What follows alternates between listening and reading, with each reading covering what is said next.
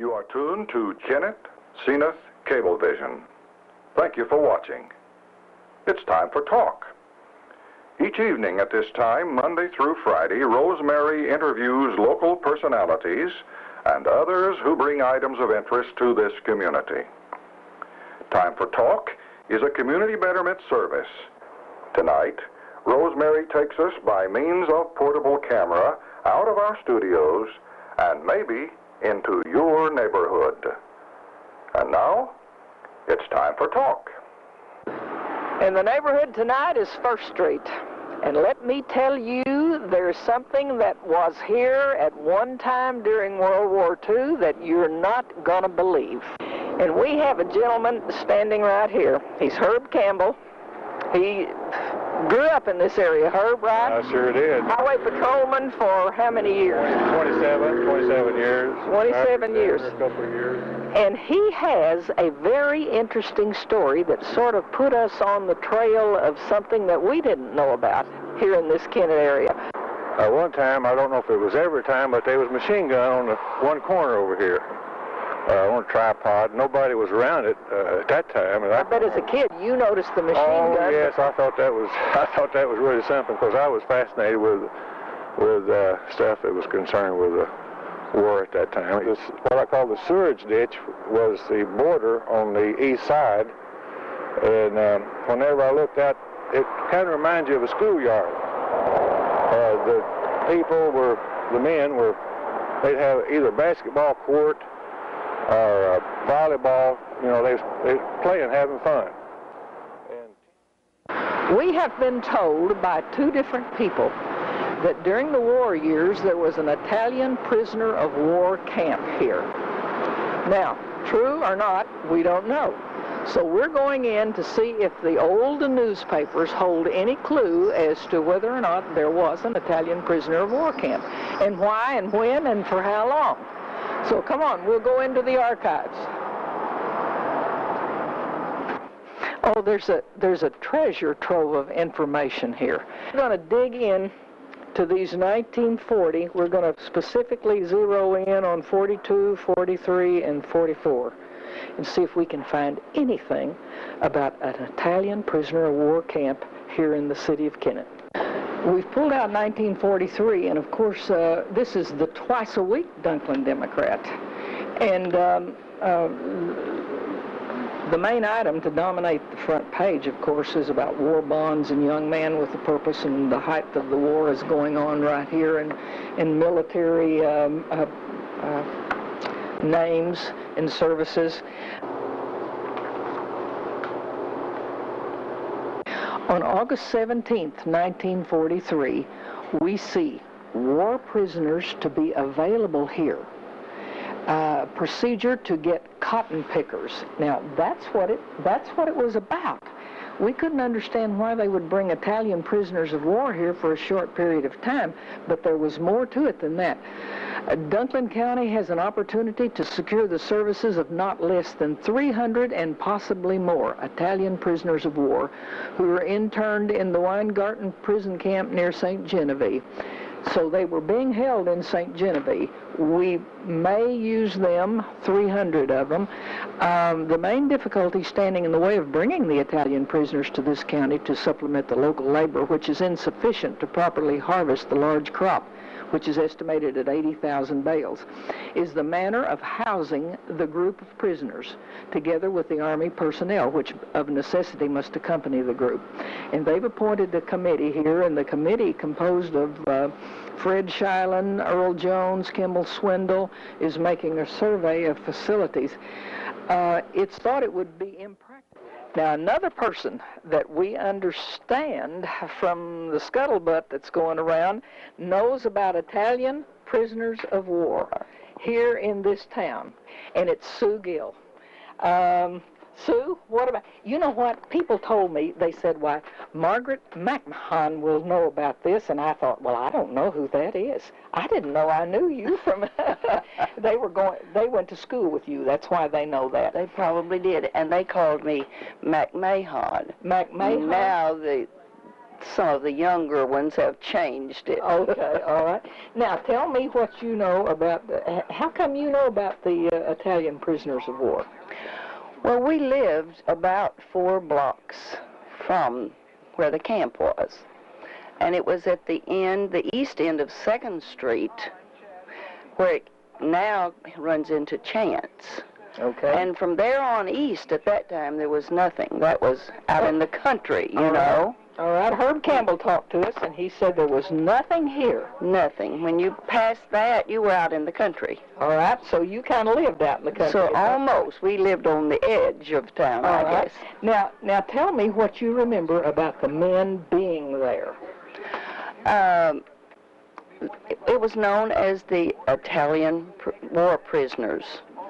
And I was just a little girl, but we would venture over on our bicycles, you know. Someone suggested that you may have gone and flirted with them. I was not old enough for that. Oh, okay, all right. Okay, but were your folks, do you remember anything your folks said about this camp? Were they happy that it was there? Did they worry about it? Did anyone feel threatened? You know, the word prisoner kind of has a negative thing. As a prisoner, plainly, you know. Mm-hmm. But as a prisoner of war, they were just victims of circumstance. Mm-hmm. Mm-hmm. As far as I know, there was no trouble, there was no misbehavior. They played a lot of volleyball.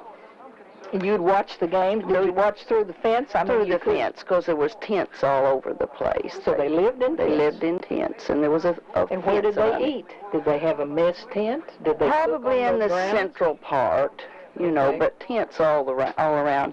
To the as far as that first ditch, that was all. Mm-hmm. And they would call to the people, you know, say something to them. But I don't know of anybody that could understand them. But were they friendly with you as a child? Sure, we were just kids, you know. Now, I understand they were here to pick cotton, to help with the cotton harvest. I understand. Now, a lot of the things that I have heard is a hearsay because I was just a child. But I understand that farmers took them to pick cotton, to chop cotton. And let's face it, they probably felt like they were just really being treated nice, you know. Yes, and I can imagine that they didn't know how to pick cotton worth a flip. They probably didn't. I bet 100 pounds a day would have looked But good. that was better to them than being out in the field of war. Well, yes, it would. So Yes, it they would were be. privileged. My question was always, why did they bring them to Kennett? You know, we'd seem like we're off the beaten path or not in a city. We are for anything. Yes. Well, but aren't we glad? Yes, we are. Yes, we are. But as far as I know, there was never anything bad. Did they stay very long? I think about a year from what I have heard, you know, the folks say. I didn't know how long they were here. And I think there was probably around 100 of them. But it was just... And were they there in uniform? Do you remember the uniform? No, I don't remember the uniform. I know they liked to play volleyball. Okay. And they would call to the people, you know, and nobody knew what they were saying, but they were just, it was just very nice. So it was And Italians are good-looking people. Aha, now she does admit that. That's right. All right, thank you, Sue. Well, Thank you you're very welcome. much. Good. Thank you. We talked with Shirley Davis, who also had some memories of these Italian prisoners of war. Shirley, are you sure you're old enough to remember the prisoners of war? I was 8 years old. Okay, all right. Now tell me what you remember. Well, I was a little girl in a yellow dress playing hopscotch on the sidewalk in front of the house on Cedar Street. And I was a very nosy child, and I left to watch the trains. And the train was moving slowly as it came headed southward. And there was lots of voices. And so I ran down to the end of the street to watch the train. And as the train came by, all of these soldiers had moved, I suppose all of them, there were a lot of them at the windows of the train. It was summertime and we had the windows down. And they were kind of hanging out of the windows. And they were standing above them, some of them pressed up against the top window, and they were waving and hollering and smiling and laughing. And were you aware, was it a foreign language? Or it was a foreign language. I couldn't understand what they were saying and didn't recognize the uniforms. Been to lots of movies and had seen lots of soldiers and lots of sailors and that kind of thing, wartime, but did not recognize these uniforms. I remember a lot of red at some of the necks, and some of them were waving red handkerchiefs out the windows, and I was waving back and wondering what they were and where they were going and what they were doing and, you know, all of that. And suddenly I was grabbed and jerked back down the street and was told that I was in serious trouble for being friendly to the enemy. Now, who did this to you? Who was doing? My mother. Oh, oh, your mother didn't want you down. Didn't want me didn't down want there. you down, friendly to the enemy. No, friendly to the enemy, and I was in trouble for it. But I knew that was not true because I knew they weren't enemies, because I had seen enemies in the movies, and enemies did not laugh. And they were not friendly. And they were laughing and shouting at me, greetings and waving. And I knew they couldn't be the enemy because enemies didn't do that. Enemies went around looking serious and using their boots to knock down doors. Unless they were yellow. And if they were yellow enemies, then they were running around bayoneting babies. Okay, so you had this all pegged, right? And you enjoyed seeing them. Now, when you say Cedar Street, are we on those railroad tracks just down past Riggs, and this is where? Right, that's where they came in. And you had gone down and waved at all the train and all the soldiers on the train. I was bad at going down waving at the train engines and, you know, the engineers and all. Okay. Because the trains would slow down there because the depot, you know, was just south of that, where it was Cedar Street. And so that was very common, but it was an unusual event, and I'm sure that's why it stuck so vividly in my mind. And then later heard town people talking about how they should have killed those people or kept them overseas where they belonged. And later on there was talk of maybe making citizens of some of them, letting some of them stay. And a lot of people didn't like that a bit. That was some of the talk in the downtown stores, that they were not happy with this idea of some of these strangers staying here. And then suddenly they weren't here anymore. This was a really patriotic time. You know, everybody wanted to do their share for the war effort, and there would be rallies downtown in front of the courthouse, and we would go down, and there would be people there who would make speeches, and they would talk about the Was this regular? Was this a regular You know, I remember doing it several times, but I don't know if it was really often and I didn't get to go, or if it were just those times that I went. But I can remember being in the audience as these people talked, and sometimes it would be local people and sometimes dignitaries, and they would talk about the war effort and how we needed to do our share, and we needed to be careful of gas rationing and all of that, and not to resent it because we were doing our effort by doing these things. And then at school, I remember Friday afternoons, when there would be this special effort to rally for patriotism. And then, of course, the movies were a big, because that's where I got my image of what the Germans and the Japanese were like. And they were not good. Nothing good was portrayed about them.